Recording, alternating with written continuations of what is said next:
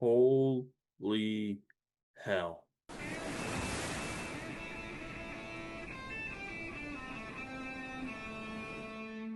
Welcome on in, everybody, to another episode of Coda's Cove. Today, we're reviewing Alien Episode 4 Observation. Let me just start by saying this is my favorite episode of the series so far. This whole episode was nothing but a complete mind-blowing experience. We are going to be talking about spoilers for the episode, so if you haven't watched episode 4, go do it now. If you were wondering if you should start this series and you haven't yet, I'm telling you right now, this is some of the best Alien content we've ever had. If you're a fan of the Alien lore, if you're a fan of the Alien series, do yourself a favor, go start and binge this show right now. So starting off the show, we are in another episode where it's a little bit slower paced. There's not really much action, but everything that's going on in this episode is freaking fascinating. We start off with Wendy having her hearing turned off because of what happened at the end of episode 3, where she can hear the frequency and understand what's going on with the alien facehugger and the embryo inside it. Boy Cavalier comes in, is trying to figure out what is going on with Wendy. How did she understand the alien? What did it sound like? How did she tap into the frequency like she did? And when she hacked the robot to talk to her brother. This whole scene is very well done. The editing they put in place while the scientist is working and turning up the hertz on the frequencies so Wendy can hear again and start talking to everybody as she hears. It was just a really cool little edit they did. Curly comes in here and you can tell she's pissed that Cavalier is paying attention to Wendy again. And we get something so crazy that I don't think we've ever seen an alien before. I don't know if it's in the comics because I've not read the comics. Cavalier asks Wendy to speak what she heard from the aliens, tap into their frequency and use it to speak. And Wendy talks in the alien language, potentially setting Wendy up to be a freaking alien queen. I don't know how they are going to do it, but this scene had your hair standing up. You got goosebumps. This was so cool, but yet so creepy. And when Wendy does this, Cavalier right beforehand asks, are you able to do what she can do? Curly tries lying, saying, yes, I can. Cavalier knows she can't. It's insane.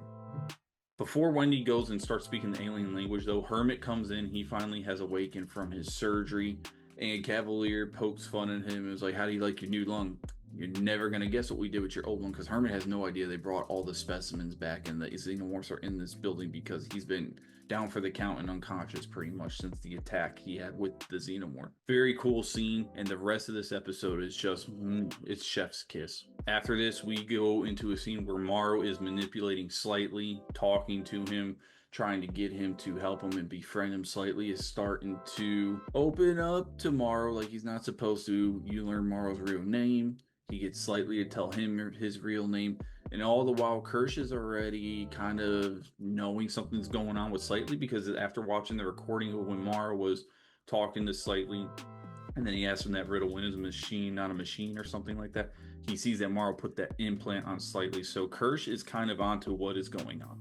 After that, we get a scene where if you're an animal lover or if somebody's a member of PETA, you might get pissed off.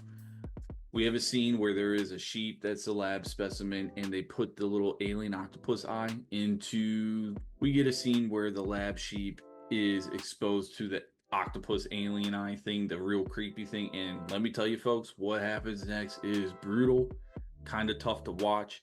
The audio of this sheep in pain and suffering from what this alien does by getting into its brain and latching on and taking control of the sheep, it's a tough watch. But once this alien gets in, infects the sheep and takes over, it's so creepy. You've got Toodles and you have Kirsch there watching it, and Kirsch is looking and observing and saying, this is a very intelligent species. Look how it's watching us. And it's just well done. You can tell that this thing is plotting how to get at them, wants to go after them. Very creepy, makes your skin crawl. You know this thing is just plotting for a way to get after Kirsch and Toodles. After this, we have a scientist confronting Dame Sylvia, trying to talk to her, be like, what is going on? Why are we allowing Boy Cavalier to do this? Trying to get her to get them to somehow stop what he's doing, because the scientist is upset, doesn't think that the species should be here, doesn't think that Cavalier should have put Wendy and all the synths in the mission because they're prototypes and they weren't ready yet. Sylvia tries to talk him down and says that they can handle this. This is what Prodigy was made to do. And then we have a Interruption by Nibs. And the next following scenes we get with Nibs is crazy. Nibs comes out of nowhere, tells him that she's pregnant. So Sylvia is like, or the scientist rather says, "You're a machine, how are you pregnant?" Nibs goes, "I'm not a machine, I'm human." And you can tell Nibs is starting to become unhinged. Sylvia brings her into her room privately and talks to her and tries to explain to her the whole, concept of conception and how a baby is able to form. Then we go in, and as she's talking to Nibs, Nibs starts getting angry because she doesn't want to talk about what happened with the alien that came after, the little octopus one. And as Sylvia keeps pressing the issue, Nibs' anger comes out and she goes after Sylvia. It looks like she is going to strangle her. And the look you see in Nibs' eyes, you can just tell there's like no life behind those eyes at that point. It was terrifying. Sylvia walks away after she calms her down a little bit and they start talking, and she gets the guards to have Nibs go back to her room. She tells the guards to lock the room down. And where they're going with Nibs and where Nibs can potentially start going off the rails and destroying Prodigy or whatever, I'm so interested. It's gonna be crazy. We go back to the lab where Kirsch and Toodles are still examining and researching the sheep. Sheep is just staring at the both of them. Meanwhile, Toodles talks to Kirsch, tells Kirsch that he wants a new name. He wants to be respected. His name is too kiddie. He wants to feel more of an adult and be respected in, Prodigy. Kirsch says, "Well, what name would you prefer?" Toodles goes ahead and states he wants the name of a scientist. He chooses Isaac for Isaac Newton. Kirsch respects it, lets him go with it. As Isaac is walking out of the lab, Slightly is coming in to try to do what Morrow wants him to do for the egg and whatnot. Isaac questions Slightly who is he going into the lab for, because Slightly gives a name if somebody needs something. Isaac asks him what, and then Slightly just panics. The nerves come over him. He can't do it. He walks away. Slightly goes to talk to Morrow again, but only this time. Morrow has found Slightly's mom and the family. And this scene was very well done. The way Morrow's manipulating Slightly, threatening his mom and brothers, and Slightly having to, being forced to go do Morrow's bidding. Meanwhile, Kirsch knows what's going on, is listening in, and has the drop on everything while Morrow gives away his master plan. His master plan is to have Slightly get somebody he trusts to have a face hugger latch on, lay an embryo, and have a Xeno come out. And where it goes from here is wild as you start to unravel who Slightly is thinking about who he's going to use, because at this point he doesn't know. He's asking, who should I use? And Morrow's like, you're smart, you'll figure it out. We then go to a scene where all the synths are playing games. Hermit's there with Wendy. They're all bonding. Slightly comes and you can tell he is under distress. Obviously so.